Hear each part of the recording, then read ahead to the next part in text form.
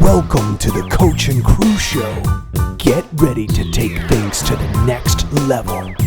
And now, the host of the Coach and Crew Show, the coach, Charlie Krause.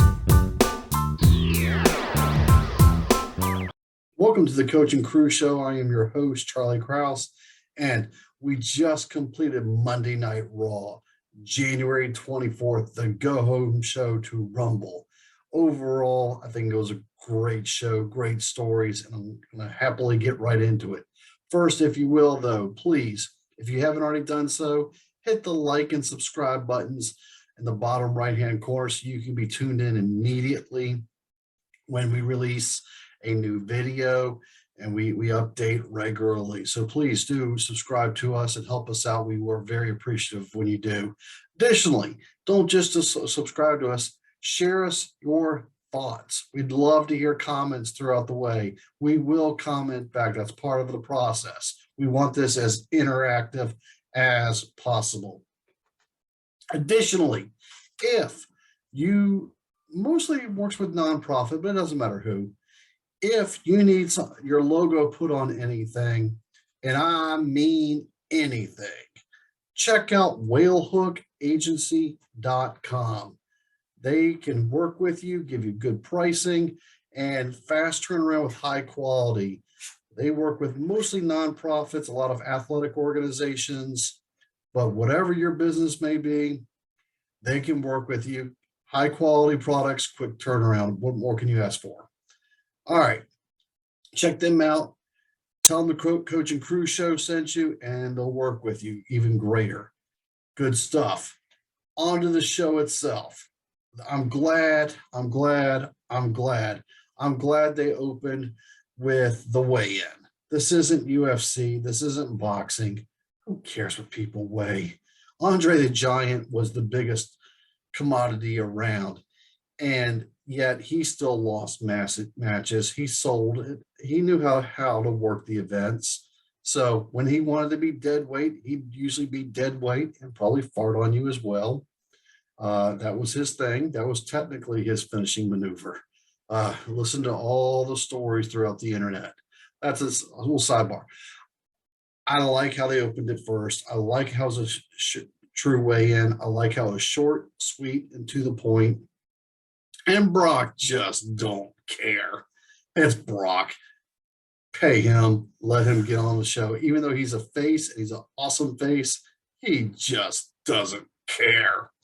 So good opening segment, quick segment. And then they started really jumping right into things. I was surprised because normally it's like promo, stupid match. Well, Raw might have taken a half a step back last week, but they took their step forward again this week. Excellent night in Raw. Bianca Belair was put out against Queen Zelina. And I'm going to mix this one up with the six-man tag match later that night. Okay. I know what they were doing there. They were trying to present Bianca as a viable force and a possible back-to-back champion of the Women's Rumble match. And I get what they did there, and I understand what they did there. Here's my thing. They could have substituted out Queen Zelina because they clearly said, Bianca, you're clearly the stronger one, and you can do what you want, when you want, and how you want, and why you want. Fine. But would have been more impressive if they kept the tag team champions together, because later in the show, in a six-person match, Carmella was there as one of the three on her side of the team. Just saying, couldn't you have put the tag team champions together? And then if you really wanted to make Bianca look strong and powerful, put Tamina in a one-on-one match with her. And then let her manhandle or ragdoll or whatever you want to call it, Tamina. That would have sold it so much better, in my opinion. I do like how Rhea Ripley just like, okay, I'm done, and then just made Carmella tap like that. Good stuff there. So that part was good. All right. One of the better matches of the night was KO and Damian Priest for the United States Championship. And the whole, I don't know how long it's been now, 2 months now, 3 months now. You tell me, reply back and let me know how long it's been. But they're always saying, hey, Damian Priest, don't snap. Well, why not? Let him snap. I think his character will be so much more interesting. I think it'll be so much more dynamic. And I think it'll have so much more depth if you allow him to snap. He loses by DQ. Does that really advance a story? Does that really make compelling? Or is it just like, oh, you snap, shame on you. Don't you do that again. Because that's the image it's portraying, whether they mean to or not. I want to see Damian Priest snap. I think it'll be so much more compelling. I think it'll be so much more interesting and enjoyable if he snaps. And how far can he go if he gets into his own head? And just where could that go? I think that could be a great little storyline there, and just however you want to do it. Okay, talk about great storylines forming. Alpha Academy. So first off, this thing could be a full stable. Chad Gable has found his niche finally, and I hope WWE embraces it. He is perfect. 10.0 A plus perfect for the Alpha Academy. And I was really nervous. And I was just down out like this is gonna be dumb, which is ironic because that's half of the ending. Spelling bee. It was awesome. It was so stupid, and yet I was giggling and laughing. And you know what? The internet was loving it as well. They did something right. They found a way to make this work, and it's just I don't know. It worked. And when Randy had to spell dumbbell, I thought for sure he was going to spell Riddle or Otis, but he actually spelled dumbbell for the win. So they get to name their own match. So they'll do Riddle a scooter pushing contest next time on Raw, which means this is going to drag out. They're not going to compete at the Royal Rumble, is what that basically meant. Then on a one-on-one match, another A+ match, especially for a Raw level A+ match, Orton beat Gable. Great match. I had nothing but awesomeness to say for the Alpha Academy, and dare I say RK Bro, this entire segment. Wow. Next, Austin Theory, he's getting a push. I'm calling it now. He's going to eliminate probably AJ Styles from the Royal Rumble, as much as I don't want him to. He's going to get a push. You can just see.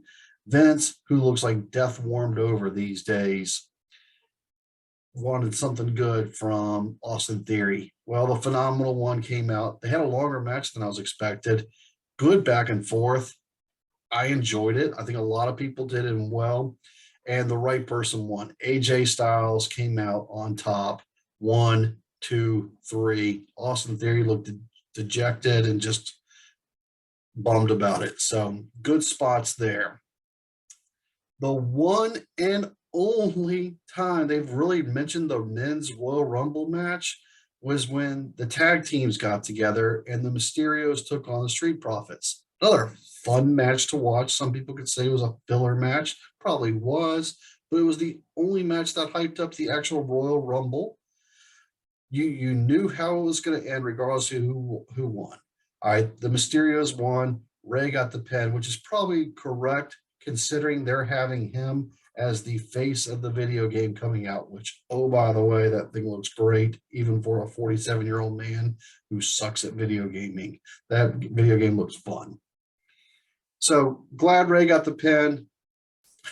Dominic went for the cheap throw out of Ray, but Ray flipped him out instead. Street Profits then came back in and flipped the Mysterios back out. And then the Dirty Dogs. Yes, the Dirty Dogs with our friend Dolph Ziggler. Yes, Dolph Ziggler came in and eliminated the Street Profits, hyping up the Royal Rumble match itself. If this thing is going to main event and it's not getting a push, then how's it going to main event? Because otherwise, We already know Roman's going to win. That means Bobby Lashley and Brock Lesnar are going to main event. So if this thing is not getting any push, go with me on this, people. We talked about this earlier today. If this thing's not getting much push, and yet it's going to main event the Royal Rumble, how and who is going to happen? Okay, originally I was thinking Jon Moxley was going to be the big pop. Doesn't look like that's going the direction now. Now I'm kind of thinking Bobby Lashley is going to beat Brock. Opening match. Then your surprise number 30, Brock Lesnar. Brock wins the Royal Rumble and challenges Roman Reigns at Mania. That's how I think it's going to play out. That's my official prediction. Brock's not even listening to the match. Brock's the current champion, but this is WWE. That's how things work. Oh, by the way, Becky and Doudrop had a final interview. Yawn. And to close it out, Miz and Maurice had their birthday celebration. It was exactly what you thought it would be. Nice little turn there. We all thought Edge would be hiding or Beth Phoenix would be hiding in the big box. No, it was set up. Okay, so now they're going to beat up the security guards. Good to see that happen and Beth do some work on that. Best moment, though,